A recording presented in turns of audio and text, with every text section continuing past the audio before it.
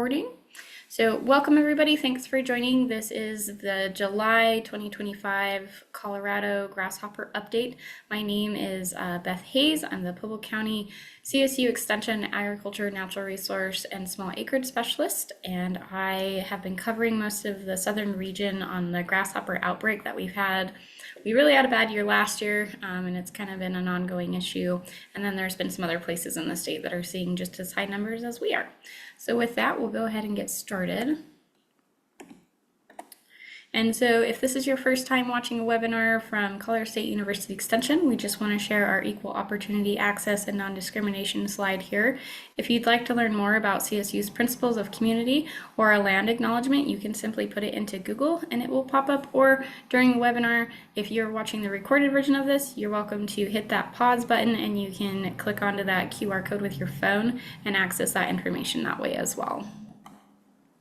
So just a quick outline here, what we're going to cover for today's webinar. We're really going to look at what were the projected maps for this year and last year. What are we seeing now in the field from reports? We'll go over more management protocols because I've gotten a lot of questions about what chemicals, sprays, baits work best, how do they work, what should we know, and we'll kind of go over all that in detail. There's some new reporting tools out that, especially for the southern region, you'd be welcome to use. And then we'll go over some overall management recommendations at the end. So starting us off, here we can see this is the USDA APHIS map that they put out, what they call the hazard map. So this is for the entire United States, but I specifically wanted to look at the area of Colorado. So that one with the circle, that is the state of Colorado, and where the circle is the general area where Pueblo sits, or the southern region sits. The darker the color, the higher the grasshoppers. So red is like the worst color. We don't like seeing that on a grasshopper map. And as you can see, Pueblo is one of the hot spots in 2024. And then in the northeastern corner of our state was also very hot. And what I'd like to draw your attention to is this bleeding pattern we saw coming in from the other states that touch us to the northeast as well. You can see how that's really merging, and there kind of seems to be a flow coming in from the other states, and that contributed a lot to a lot of the species we saw last year and the quantity we saw as well. There were other factors that played a part in that, but they definitely do migrate, and we definitely saw some changeover of grasshoppers because of them coming in from other states. So this is our 2024 map, and of course this again is done by the USDA APHIS. So this is where they go out and count, and for those of you that have followed some of the other webinars that I've done, they only can do these counts on public land, which can make it very difficult, which is why not every county has spots in it. It doesn't mean that there weren't grasshoppers. It just means that they weren't able to find a good enough place with high enough measurement to do a count, or they just weren't able to get to them. So in 2024, this is our adults. These are the ones that can fly, that can mate, that we're making grasshoppers for this year, for 2025. You can see again, the darker the color, the worse we are in grasshopper numbers. So we had a lot of red. And of course, that doesn't even capture what we all truly saw in our part of the state, simply because, again, these numbers only reflect the public areas that the counters could go on, not any of the private land that a lot of you were managing or just seeing as you lived in these different areas. So then here was their prediction for 2025. Again, this is the general southern region. Pueblo is included in that. Again, we're kind of sitting right there in that hot spot of red, right there in the middle. So again, they kind of projected that our numbers were going to be pretty high this year. And of course, we see higher projections again to the northeast corner of our state, and again more bleeding into our state from the ones that touch us to the north and the east. Not so much from Wyoming, because they've had a good handle on their grasshopper situation for a long time, but the other ones to the north and the east there are kind of the ones that are sharing the load with us when we come to think of grasshoppers. So field reports, what are we hearing and seeing this year? Well, kind of what we expected from the map. There's a lot of high numbers already. Lots of folks on here have been reaching out to me and to others. I've done a lot of site visits, and I can tell you the grasshopper numbers are pretty high. It's been a slower start for sure this year compared to what we saw last year, but they're just as high.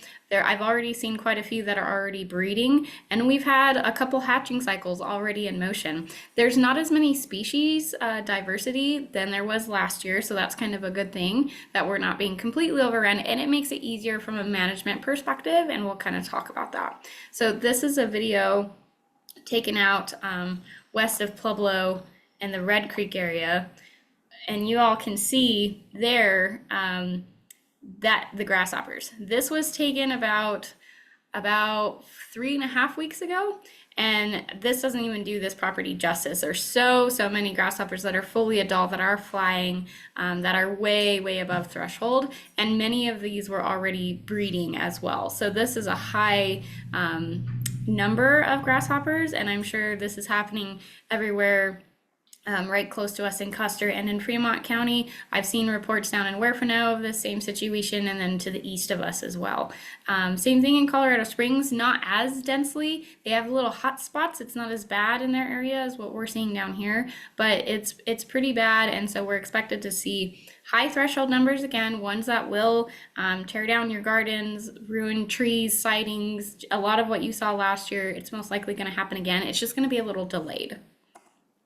And that is because of where we're going to get into, the why.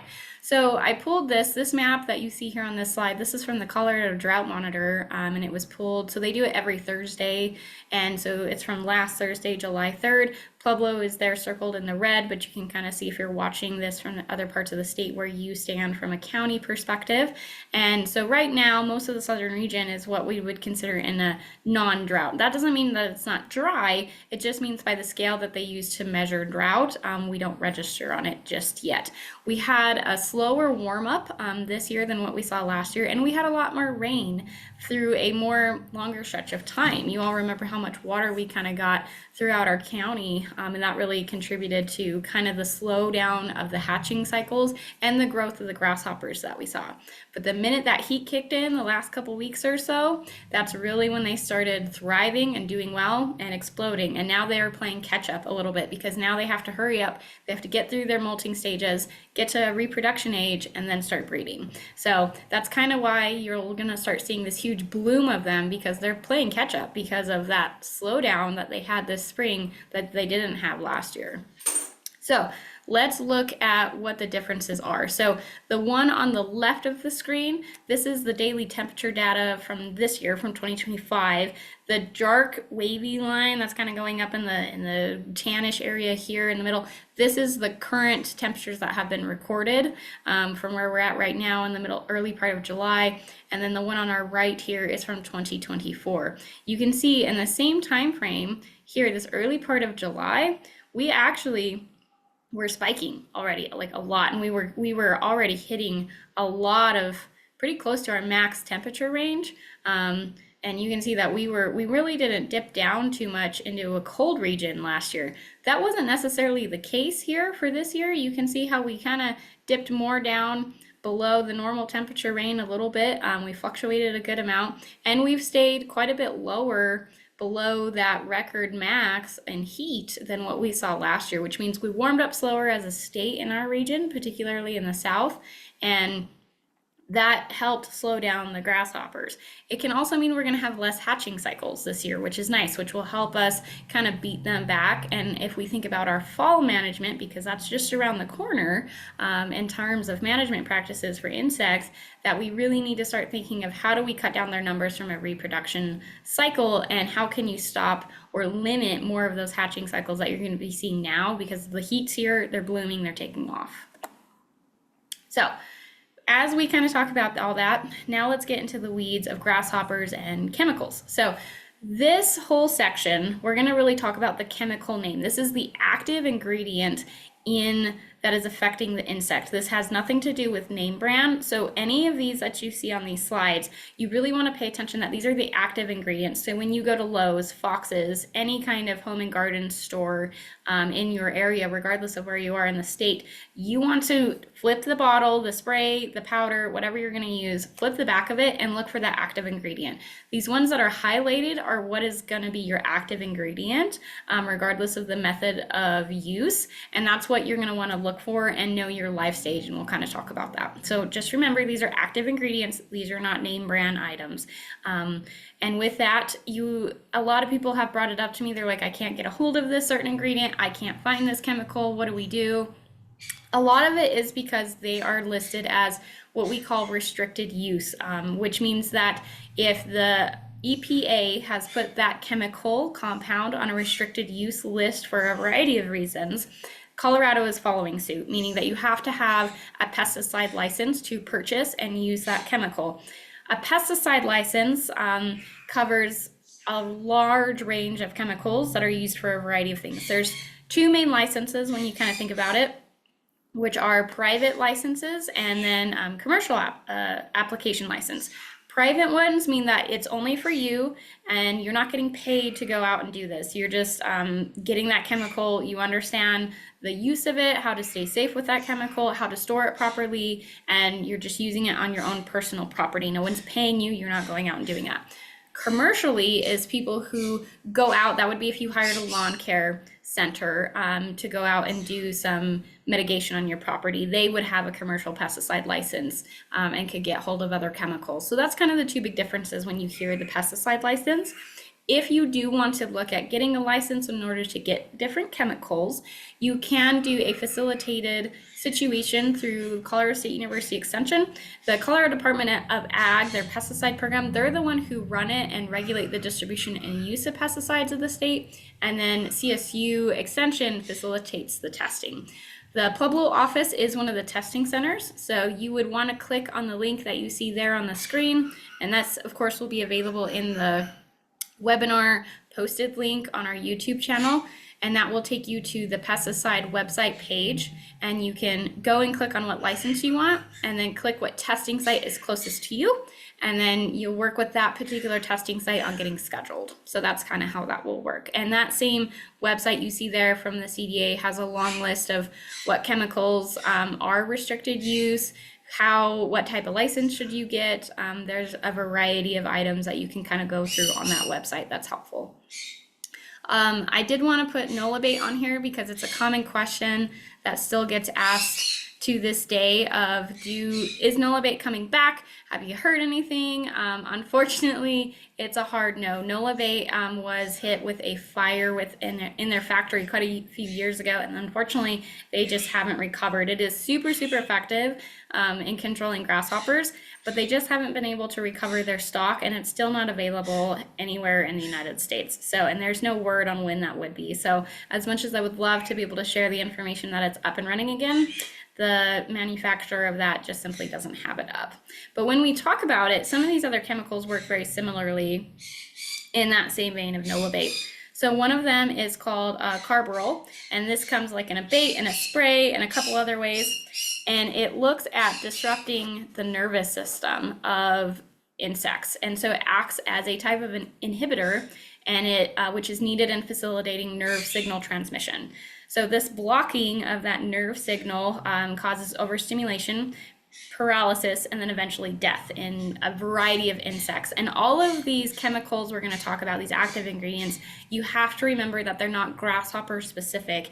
They're just general pesticides. So they are broad spectrum, meaning anything that has a similar body structure to a grasshopper. So anything that's like a beetle, an ant, anything that has that hard outer shell can be affected by these chemicals. So it's just something to think about, because all of these things affect them the same, even though you're really just trying to target the grasshoppers.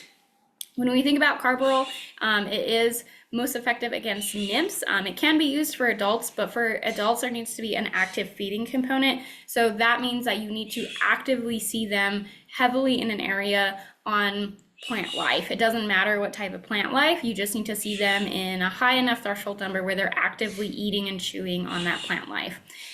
For any of these chemicals, it's best used when they're smaller, when they're nymphs, which is when they don't have wings, they cannot fly, they're called immatures, because you're getting more bang for your buck. You're going to have more impact on them than you would as an adult, because that exoskeleton hardens and those chemicals have a hard time getting in unless you're going to do it in a way that they're going to ingest it.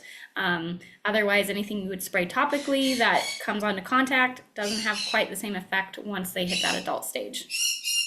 Our next one is the malathin, which is a organ phosphate insecticide. So it has the same mode of action as carbaryl. So it's the same thing as the nerve signal transmission. That's what it affects.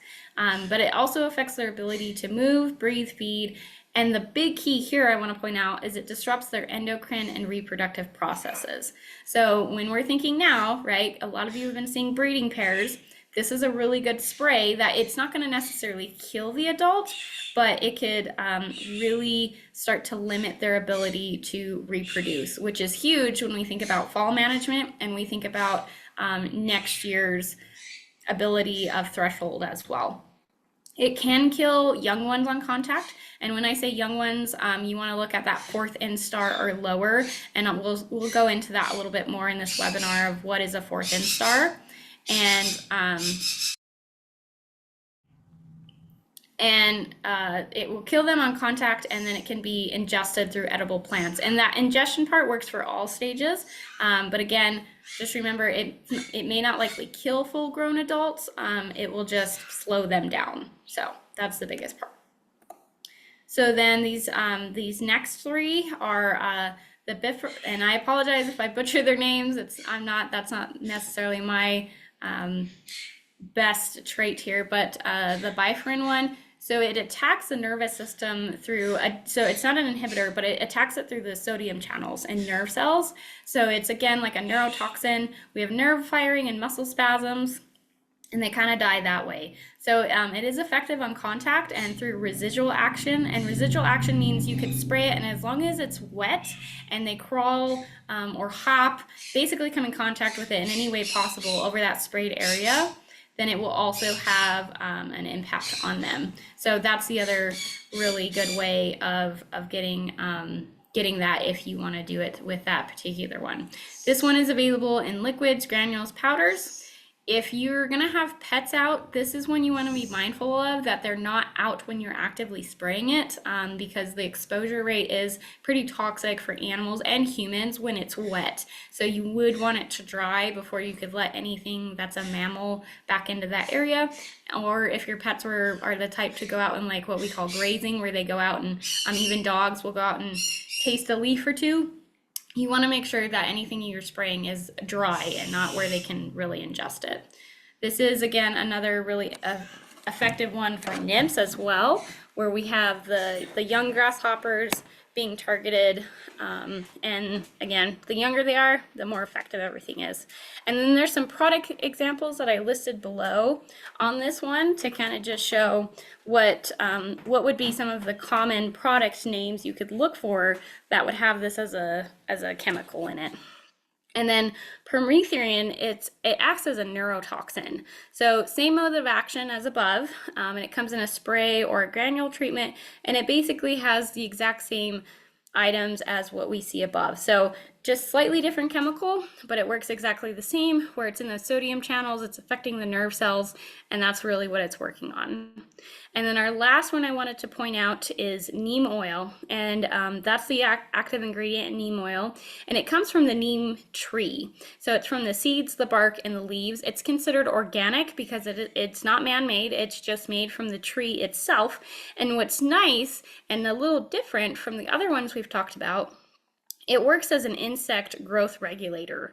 So not only does it stop them from molting, which is a really, really key thing in grasshopper biology, but it can really also disrupt their reproduction. It doesn't necessarily mean that it will kill them, but it will lower the amount of eggs that a female can lay, the viability of the eggs she will produce, and it will make it harder for those eggs, even if they do survive the overwintering, they will have a harder time hatching in the springtime. So this one is very, very effective if you're thinking long-term management and you want to think about having something on hand for the fall, or if you're like, I haven't seen any more hatching cycles, all I have is adults that are breeding everywhere, I don't really know what to do.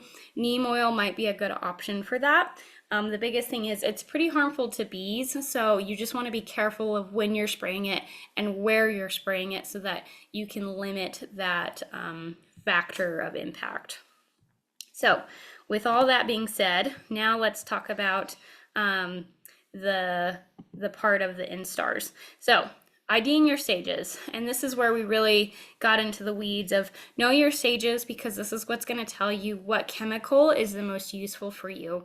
Same thing with what type of pattern you're going to use, whether that be a bait, a dust, a spray. Different things work better for different stages. When we talk about stages in grasshoppers, the way that we gauge this is looking at the wing pads. So these two photos are from Utah State Extension, but they do a wonderful job of explaining how big it should be. So our first instar, you can see this wing pad where this arrow is pointing, that's a wing pad. So it's really small. It's very hard to see. It would be almost, some of the species when they're tiny, it's too small to see really with your naked eye. And that's how you would kind of know you're probably looking at a first or second instar. Then, as we start to get bigger, our legs get more defined, right? We have that third instar. Now we can see that the wing pads are coming out, and we do have, they're pointed downward and they're coming out. Same thing on number 4. They're almost, fully coming into actual full wings. At this fourth instar is when we really see mobility increase, because that's when their legs are fully formed. They can jump, they can almost fly a little bit for like short periods of time. And it's really, really difficult for any kind of spray insecticide to have a long-term impact on them. So really, you really want to focus on this second, third instar. If the ones you're seeing are here at our fourth instar where they maybe have baby wings, they can't really sustain flight, but they sure can jump pretty far. You could still do a spray, but you would want to, and I'll go back here, you might want to look at something more like the bifenthrin, where it has that residual action, right, where they're crawling, or it's effective on contact, something that has going to have that bigger impact if you can get them early. So that would be the big thing to think about. So just keep these all in mind when you're thinking about what do you want to use, in what form do you want to use it, and then knowing your life stage. Because once we kind of get here at this fourth instar, or even down into this fifth instar where they can fully fly, it's kind of, the sprays just don't work because of their hardened exoskeleton. Baits still have an impact because they're still going to eat even as adults. So anything you can put in a bait. A lot of carb rolls are mixed with bran.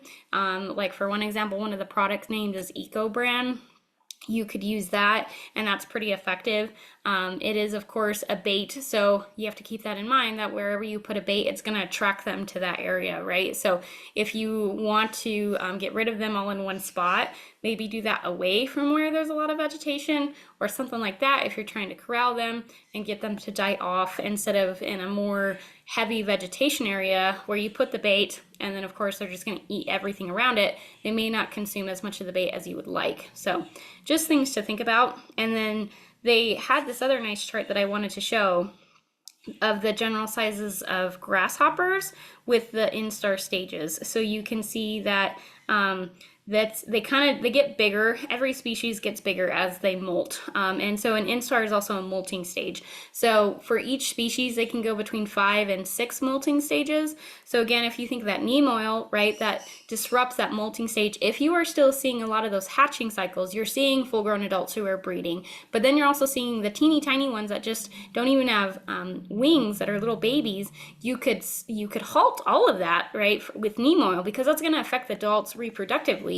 But you're also going to keep those baby ones from molting, which means eventually they will die off. It's not going to be immediate, but in that they molt in about a week for most species that we have here. So it would be in about a week's time, you should see a decrease in the number of grasshoppers on your property if you're seeing a mix of both young and fully grown adults. And then the other common question I get a lot is where to treat. What do I do, right? And we kind of went into this. So baits are one of the ones that, of course, you want to think of. It's a bait, right? It does exactly what it says. It's going to draw them into it so they start eating it. You don't want to put that in an area of heavy vegetation. If they have to search for it or dig for it, they're just not going to do that. They're going to find other things nearby that are heavy in vegetation that they're going to eat on, and you're going to waste the bait. So you really want to put it more in an open area that's easy for them to get to, that's maybe been mowed, or if you're in an area where it's open acreage, right, and you're just trying to deal with the grasshoppers, I would mow that to like 6 inches or less. then put the bait down. You don't want to necessarily make big piles of it. Depending on what product you're getting, Eco Brand, for example, it's not a lot. It's just like a couple shakes of it throughout a certain amount of space, and you can put that down, and that will have it tells you how many it should, what the recommended use is per square feet, really. So whether you have an acre or more, or even less than an acre, you can kind of figure that out and understand how much you should be putting down. What's nice about using the baits is that it doesn't have that additional effect of necessarily going after other untargeted species that would have similar body structures. So it's not going to affect all our pollinators because they're not going down on the ground level. They're staying up where the flowers are. It's not going to affect our beetles necessarily because they're going to walk right over that, and most of them are either decomposers or they're actively eating other insects, so they're not really going to go for that. So baits are a really nice way if you're concerned about environmental impact, and of course we're not hitting our bees as well if you're using a bait, because again, it's lower.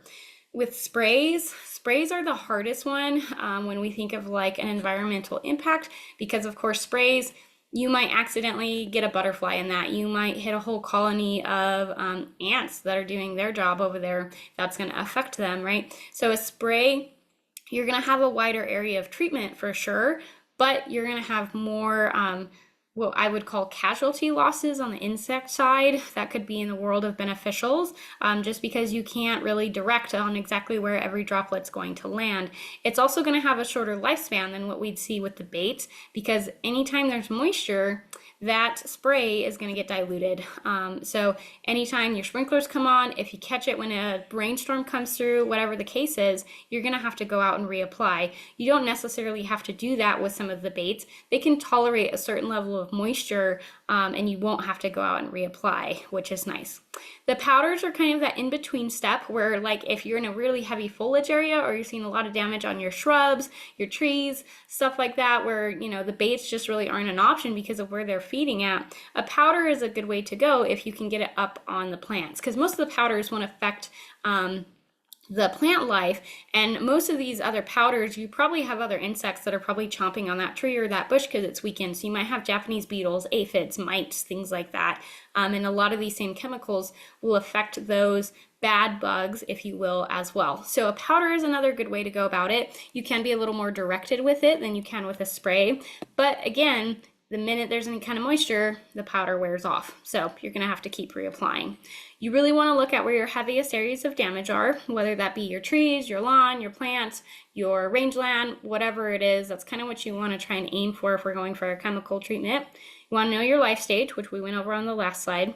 Time of day. So grasshoppers aren't really super active. They will feed during the night, but they kind of just hunker down. They stay still. So you really want to go for during the day. They get active above 55 degrees during the day, and then they really start getting busy.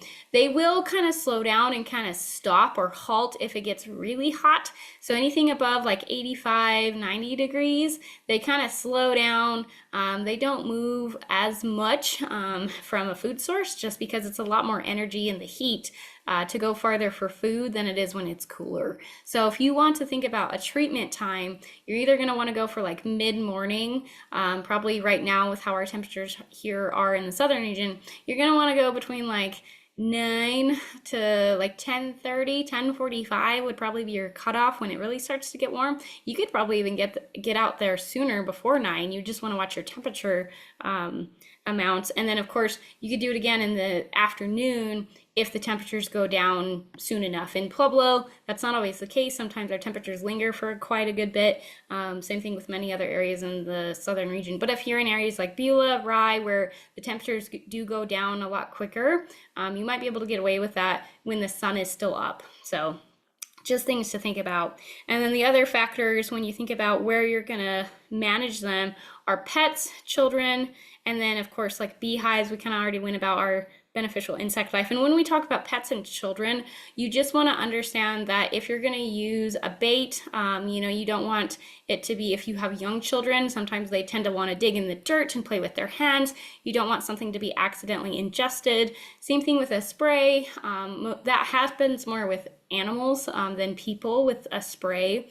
Powders, again, that's more with animals than people necessarily, but you just really want to read that label to know how soon can anyone go back in that area if that's a concern. And that's pretty easy to read on the label of whatever product you're going to use, or you can simply type it into Google. It's called the withdrawal period or the return of interval. And you can look that up and Google will easily be able to give that to you regardless of what product you got. So just know your active ingredient, know your product name, and then you'll be able to find the information you need. And then the produce harvest time. So this is really for anyone who has a garden, anything that you're trying to sell or just keep for yourself for food wise. You just want to be careful. A lot of these you can spray on a ripening tomato or anything like that. But there's a certain window of time before you can then use that and wash it and then use it for human consumption. So just keep that in mind if you're going to use this in a garden setting or you're going to use it on your herbs or whatever the case is. Make sure you read that label so you know what the withdrawal time is, so that then you can appropriately plan your harvest time with your produce. Or you might have to wait until, if you're going to harvest first, then spray, or how you're going to manage that. So just keep that in mind of when, again, you're looking at what are your options and what do you want to do. All right, so again, I borrowed this from a really nice layout that Utah State had, and I will have this linked and available for you all from the webinar page. But here are some examples of treatment options that we went through. And like I said, most of the time the wheat bran is usually carbaryl. The nosema is what was in the Nolo bait. So this is an older write-up. So when you see that, please just be aware of that. Again, they do have nosema listed on this, but that's not an available option anymore. And then, which ones make the most sense and how can you find them. Further on down on the same sheet, they give you some examples of different product names you could look into. However, those are ones that are based more for Utah. And you have to remember, every state might have a little bit of different classification for different chemicals if they're not listed on the EPA's restricted use list. So just be aware of that with the different documents and webinars that I provide, that just because Utah's doing something, or New Mexico or Wyoming or Montana, doesn't mean that you may be able to get that same product because you live here in Colorado and our restrictions are a little different. So just things to keep in mind. All right, so reporting tools. So the first one I want to talk about, I should have put these in a different order, but there is a brand new 2025 Colorado CSU Extension Grasshopper data collection form. This form is open to the entire state. It's not just for Pueblo or the southern region. It's for anybody who might be watching this webinar. I will leave this open throughout the entire rest of the season for 2025 until most of our state is covered by snow, which is when our grasshoppers would complete their life cycle for this year. What this is going to do is allow myself and other coworkers in Extension, because we do have some entomologists I'm working on this project with, track to see how are the species changing in our state, how is that migration pattern affecting us from an agriculture standpoint, from a horticulture standpoint. I've heard so many of you talk about the damage to your trees and how that's killing things that we're not used to seeing in this state on such a high level. This is how we're going to track it and come up with different management recommendations to get more information and education out to you all sooner before the next threshold capacity year happens. So this is live. If you registered for the webinar, you'll get this in an email along with the recorded link. That way you can go ahead, if you're seeing stuff, you can go ahead and put in your info. The other nice thing about this form is you can upload photos and videos, because what I want to see is what you are all seeing in the field. I want to see the threshold numbers you're seeing. I want to see what species you're seeing and the types you're seeing as far as life stage. So whether these are adults or nymphs, because that's again a crucial part in reporting and understanding what's happening in our state. So it's a really, really helpful tool. I encourage you to do it, and you can submit more than once. I didn't put any kind of limit on it to how many times you can go back into this form and resubmit, which is pretty nice. So that makes it easy. And then of course, iNaturalist is a app. You can get it on a desktop, on a computer, but you can also get it on your phone. Colorado State University is in a partnership with them with a different program, which is called Rocky Mountain Naturalist Program. And we are doing it with a bunch of other programming and insect modeling that we're doing across the state, but we can also use this app for grasshoppers. So what it is, it's just like every other like bug app or plant app you might have on your phone. You'll download it, make a profile, and then what you'll do is then you could start taking pictures of the grasshoppers you're seeing. It does need to be pretty clear. You can try to identify it if you can, and if you can't, the app should help you write down what it most likely is based on the image you provided. And then you can put in different information about how many did you see, what were they eating on, what location are you at, all these kind of things. And then we can pull a really big data report, and this will go statewide. So this is another really easy one that is a little more field use than what I would say the form is, the Google form, because the Google form you have to have internet access to get it in real time. And the app you can do both offline and when you're in service. If you're offline, the app functions won't work as well, but you could save the pictures and then upload them afterwards when you're back in service. So even if you're out hiking somewhere and you see a large population, you can still report that pretty easily, which is pretty nice. I did see there was a question in the chat. I do see your question, Marguerite. I'll go ahead and just answer it now.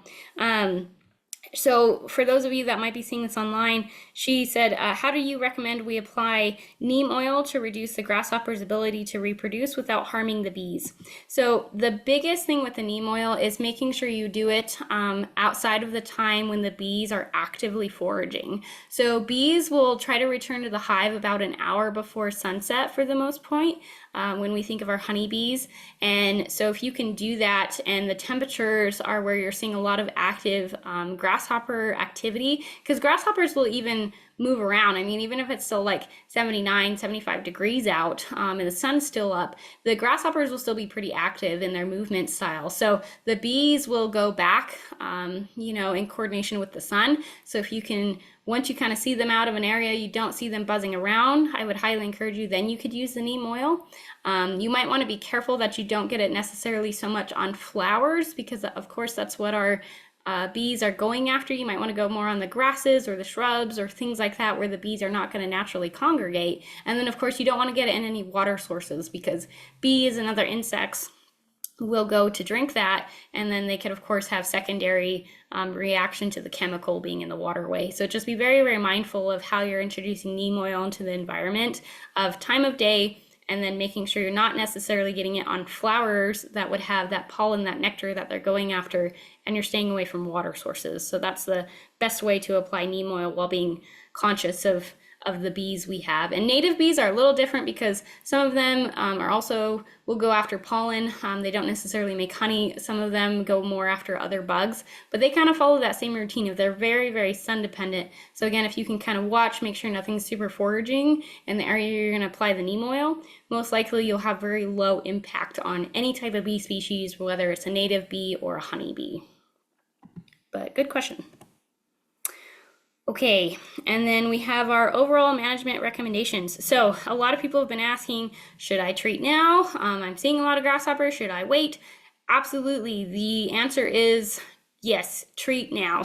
If you haven't been treating before now, I would encourage you to do so in any aspect. If you want to do more organic options, I do have other webinars that are posted on that same Pueblo County YouTube channel that you can go back and watch that go more into that item if you want to look that route. But if you're not doing anything, you will wind up having a lot of damage, and you will have a lot more issues next year, because all of those are thriving, surviving, reproducing, and laying eggs that are going to overwinter. So doing something is better than nothing.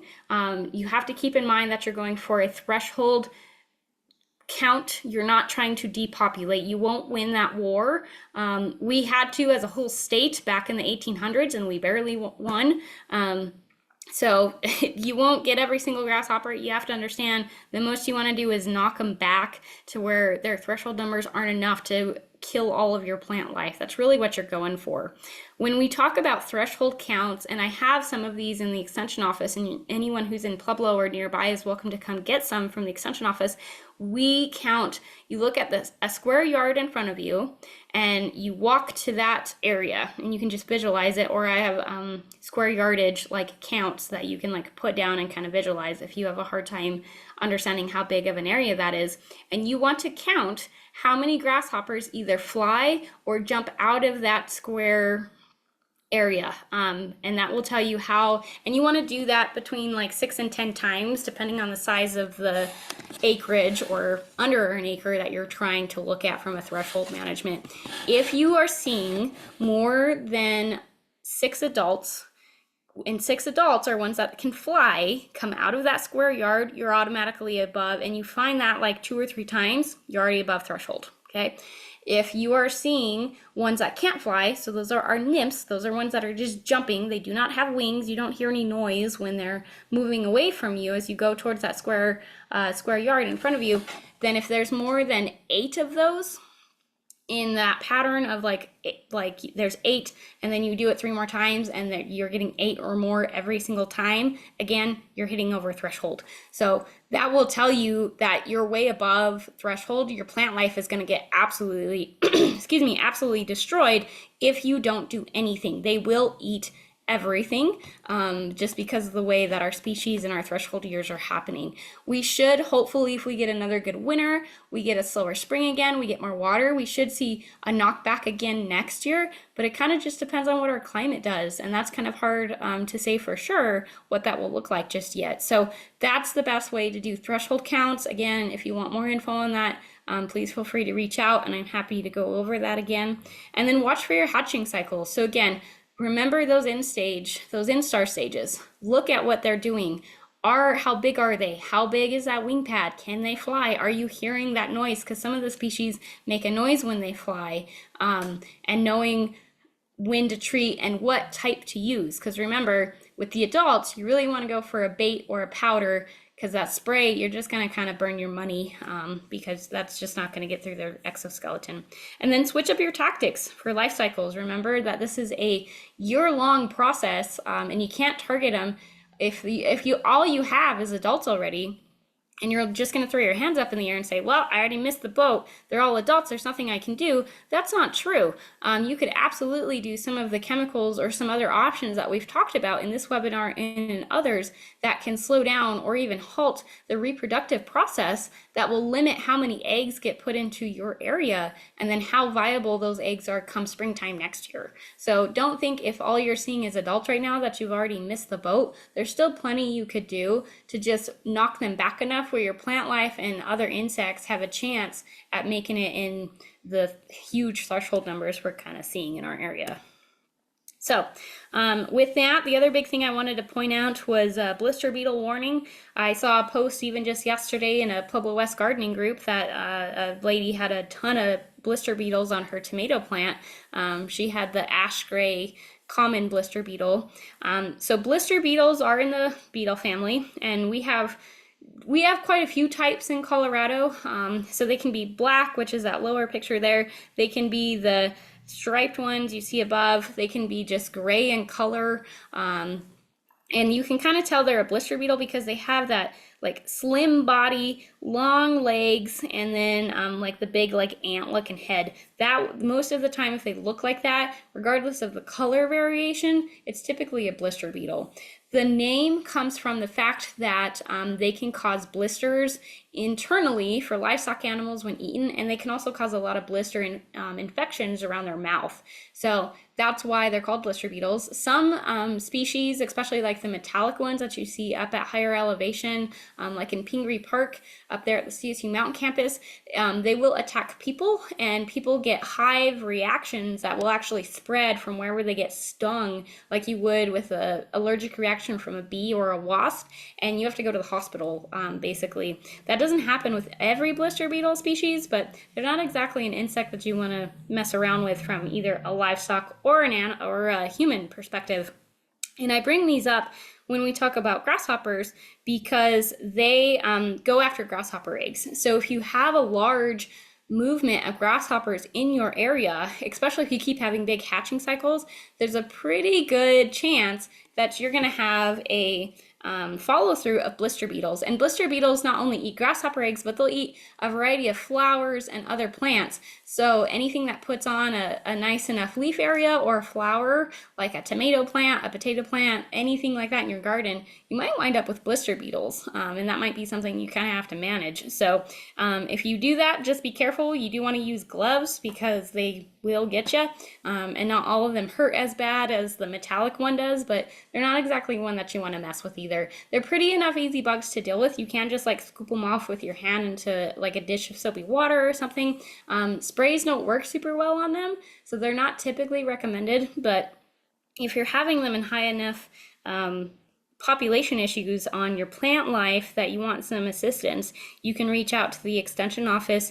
If you're in the southern region, you can reach out to any of those in the region, or if you're somewhere else in the state, you can reach out to your local extension office. And the folks in Pueblo, you can reach out to us, either myself or Amanda, who is our horticulture specialist. She can also assist you if you're more in the home garden area and you're seeing a lot of damage on your crops in your garden from blister beetles. So that kind of is the short and sweet of it. I really wanted to give time for folks that had joined today for questions, as I know there's been quite a bit out there. And if you need me to go back on anything, I'm happy to do that. But I will double check the chat. And then if anybody wants to come just online and verbally ask a question, you're more than welcome to do so.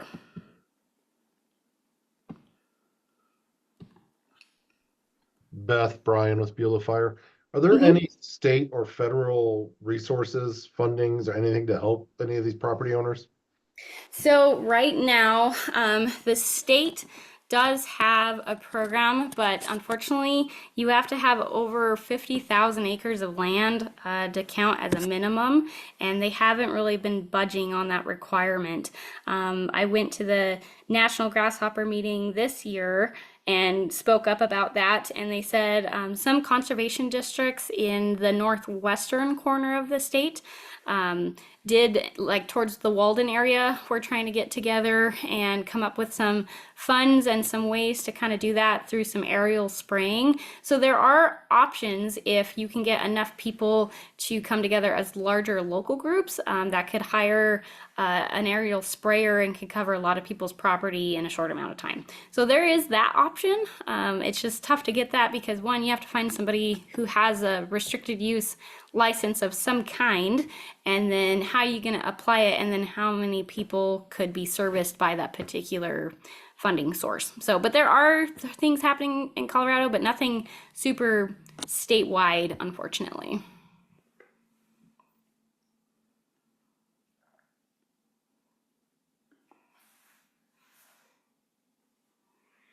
And to add on to that, this is part of why some of that reporting that we're trying to do this year is so important.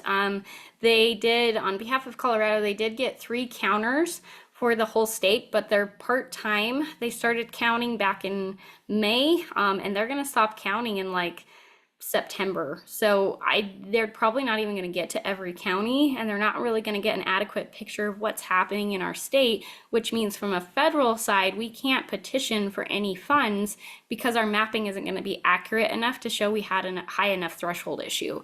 So this is where any of you that are seeing this problem, self-reporting, putting in your data, please put in your photos, your videos, things like that. Please ask your friends, your neighbors who are having issues to do that, because it's a really good way for us to continue to say, hey, we really need people who have the funds to come together to do this, because it's a high enough issue that we're seeing an impact from a garden, from crops, from whatever the case is. It's really impacting our area. We're not going to have anything left because they're gonna eat everything, and then nobody wins. So please report, because it's a benefit to all of us.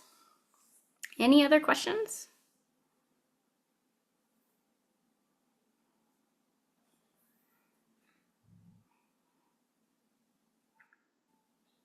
Okay, well, this is my contact info here on this slide if anyone doesn't have it and would like it. And then we do post every now and then about different ongoing items with grasshoppers, or if there is any funding that we hear about, or if NOLA bait comes back on the market, we'll be sure to post about it. The easiest way to keep track of all that is on our Facebook page, which is what I've put in this slide here. That's what our Facebook page looks like.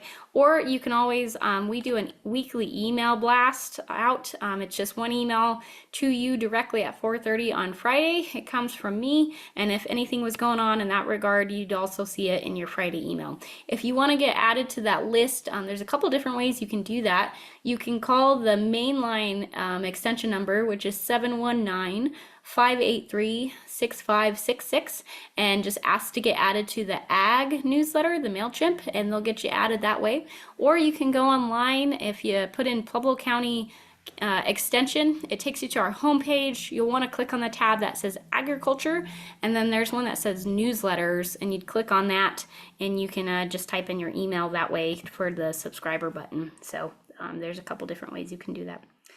I see Jan's question. She says, are the dead grasshoppers that you've poisoned harmful to critters that might eat them, lizards, chickens, etc.?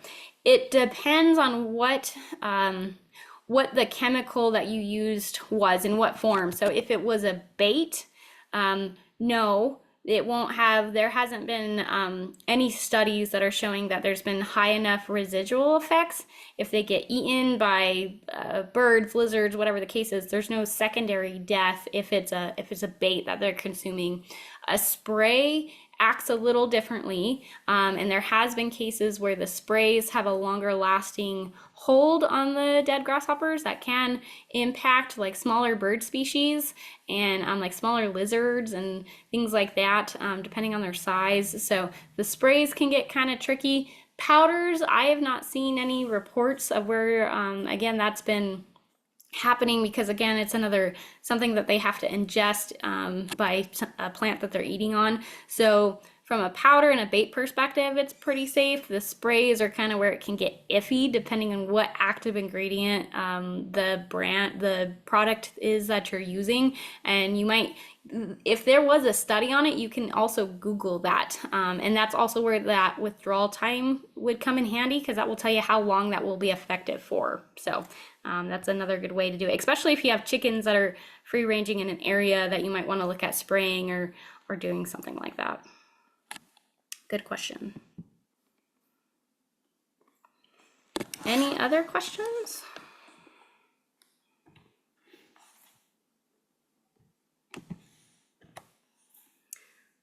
All right. Well, thank you all for joining today. I appreciate it. And again, this is recorded, and it will be available on the Pueblo County YouTube channel playlist under the agriculture one, so you can go in there. And the form, you'll get an email link to that. Same with the iNaturalist. If you want to look at that, you can find it in your app store on your phone. Just type in the letter I, and the Naturalist, and it should pop up. And then you can use either one of those that way. So again, look for this on our YouTube channel. That's where you'll find the additional information for the different chemicals. You'll find the forms, all that good stuff. And you're welcome to share this with anyone you think would need it, or could be useful in self-reporting. So that's it. We'll wrap up the webinar. Thanks so much for joining today, and have a great rest of your day. Thanks all.